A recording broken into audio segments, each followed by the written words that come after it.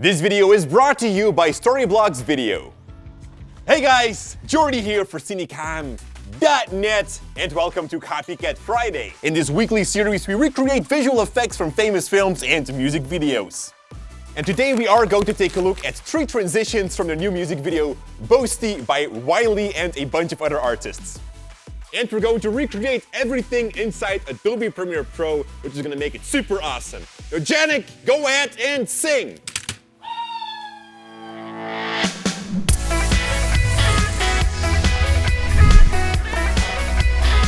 Today we're taking a look at a smaller artist who reached the trending page on YouTube this week. It's Wiley together with Sean Paul and Steph London featuring Idris Elba. I personally love their music video BOASTY because of all the transitions in there. Now, not all transitions are world-shocking, but they have paid great attention to detail. Usually we instantly see how an effect was made if you play it back frame by frame. But this time, it was honestly pretty challenging. Now, before I'm going to show you guys how to recreate the 3 transitions you saw in the intro, I'd first like to thank Storyblocks Video for sponsoring this episode. Storyblocks is an online library that we almost use on a daily basis. You can find visual effects in there, transitions, slideshow templates, motion graphics, and high-quality 4K stock clips. I can just download as much as I want with an active subscription without additional fees. And that is one of the things that is so incredible about this library. Now, I can highly recommend to check it out yourself, which you can do by clicking the first link in the description below. And now, let's build a set.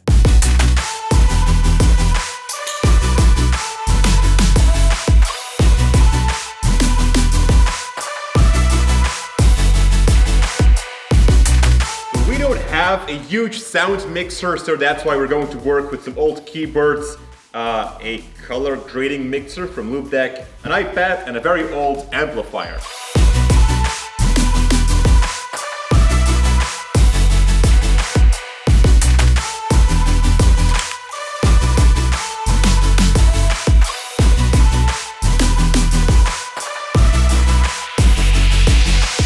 Let's start off with the advanced zoom transition. Of course, you don't need the same setup as we do, simply look for a room that has a window. You can shoot it handheld, but if you want to recreate it like in the music video, then place your camera on a slider or on a tripod. Make a long shot of the window and push your camera forward on the 2 front legs if you're working with a tripod. Then take your camera and move it into the space behind the window. To make the transition work best, pay attention that you take up the same stance. In Adobe Premiere Pro, place your long shot into the timeline. Select the clip and head over to your effects controls. From here, start the animation for the scale and the position on the point where you want the zoom to start. Then go a couple of frames forward in time and increase the scale, plus reposition the clip so that you zoom into the window. Now, usually we would animate something like this using the transform effect. This effect has all the same properties as the motion, but it also comes with an option to set a motion blur. However, in the music video itself, there's also no motion blur in the animation, and this was probably an artistic choice. So if you do want the motion blur, just use the transform tool. Alright, next up, place the close-up shot on top of the other clip and align them so that the action within matches. From the moment the zoom from the first clip starts, we're also going to let the second clip start.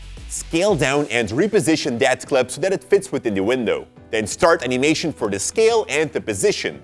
Move 1 frame forward in time and adjust the scale and position so that it follows the clip underneath. Keep doing this for the rest of the animation. Your final keyframe should cover the entire screen. When you're done, go back to the beginning and click on the rectangle mask tool under opacity.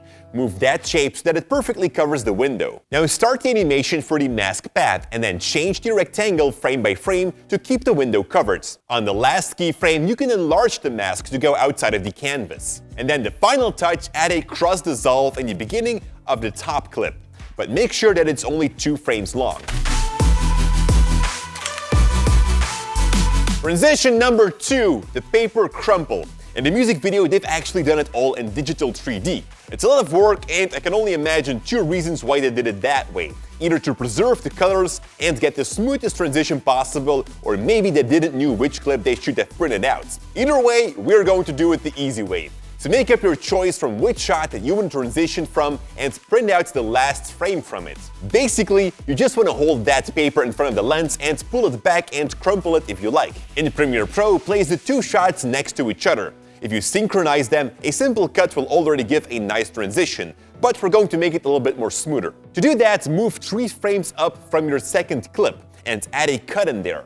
Hold down the Alt key and drag the left part on top of your first clip. Then stand in the beginning of that duplicated clip, right-click and choose Frame Hold. We're going to use the fingers and add a little animation to it. So from the opacity property of that clip, click on the pen tool and draw a mask around your fingers. Then from the end of the clip, create an animation for the position property. Move to the beginning of the finger clip and then move it to the top outside of the frame. Your fingers are now animated so that they come in and that it seems like that they grabbed your original video. So what I want to do now next is search for the directional blur and add that to the first clip. From where my fingers come in, I start animation for the blur length and increase that by the end of the clip. I also noticed that the real shot and the photo do not match in position and scale. I also animated that in the first clip. I let it scale up a little bit and then I push it down so that it moves down with the fingers. And that's the little trick to make the paper transition a bit more smooth. That brings us to the final transition, which is the lens cover wipe. Now it's the easiest one of all, but personally, my favorite. In your first shot, you simply do an act and then the camera wipes away. I would suggest to do this on a tripod and try to remember approximately at which speed that you're panning. In your second shot, you let the talent move his hands in, cover the lens and then pull the camera towards him. And again, it is best that you do this with a camera operator so that you see what the framing is on the end. In Premiere Pro, place the 2 shots in your timeline so that the second one overlaps as the other on the ends. And this is the part where your hands comes in. Then with the top clip selected, head over to the opacity property from which you take the pen tool and draw a mask around your hands. When you're done, start the animation for the mask path and make sure that the mask follows your hands as you move. Now during the transition, I open my hands. Here I just enlarge the mask on the left so that it reveals the second clip. When you're done, play around with the feather of the mask and if needed also the expansion so that nobody will notice the actual mask. And that's it.